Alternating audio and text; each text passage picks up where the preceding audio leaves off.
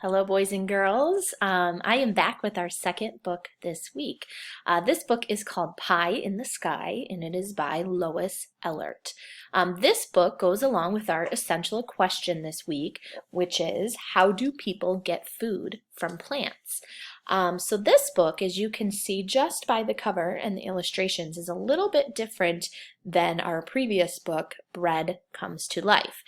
This book clearly has some illustrations. It even looks like it has some cutout collage type illustrations on the cover. This book is a realistic fiction book. So we know that fiction means it's pretend or it's fake, it's made up, but realistic fiction means this could really happen. This particular story and event wasn't a true story, but it could happen.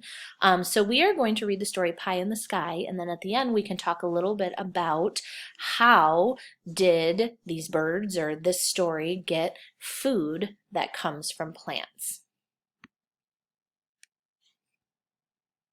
Pie in the Sky. This tree was here when we moved in. Dad says it's a pie tree. Now, if you're thinking like me, I've never heard of a pie tree. Have you heard of a pie tree before? I've never seen pies growing on trees. Wouldn't that be something? Give me a thumbs up if you think you would like a pie tree. Who would do a thumbs down? You would not want a pie tree. Dad showed me buds on our tree today. He says that's a good sign, but we won't know till summer if we'll get pie.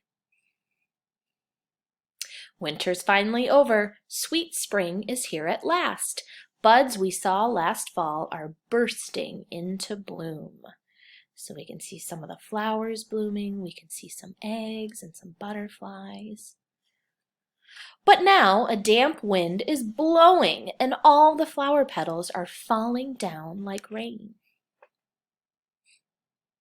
You know what? I think something's finally growing on that tree of ours. Now I want you to make a prediction or a guess. We don't know what is growing yet, but I want you to look at these pictures right here, these illustrations. They look like little balls or little berries growing. So take a moment and think of what do you think is growing on the tree. The birds sure sound excited. I wonder what's going on. And now you can see they changed colors a little bit. They're getting red and orangish. Uh-oh, now I see. Do you see what it is? Did you guess? If you guessed cherries, you are correct. The birds are nibbling on cherries in the tree. It's a cherry feast. But hey, raccoon, save some for us.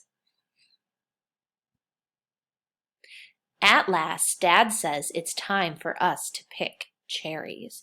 Touch your nose, make a connection if you've ever went cherry picking before. First, we wash the cherries. We squeeze out all the pits and save the juice. So cherries are delicious, but they do have big pits in the middle. So you have to make sure when you eat them that you're not biting into them. And they're squeezing out all the juice. Then we put the cherries in a bowl. We add the juice, flour, sugar, and cinnamon and stir it with a spoon. We roll out 2 crusts and press one into the pan. Then we pour the filling in. We add the top crust, put the pie in the oven, and wait for it to bake. Now Dad cuts the pie. He puts a piece on each plate. Wow, that was the best pie I've ever eaten. I wonder if the birds would like it. Do you think they would? I think so too. Okay, so let's go back to the beginning and let's think of the title of our story today. Our story title is called Pie in the Sky. Now, I know we know that the pie really wasn't in the sky. So why do you think they named this book Pie in the Sky? Well, I think it was named Pie in the Sky because this book was about a cherry tree, right?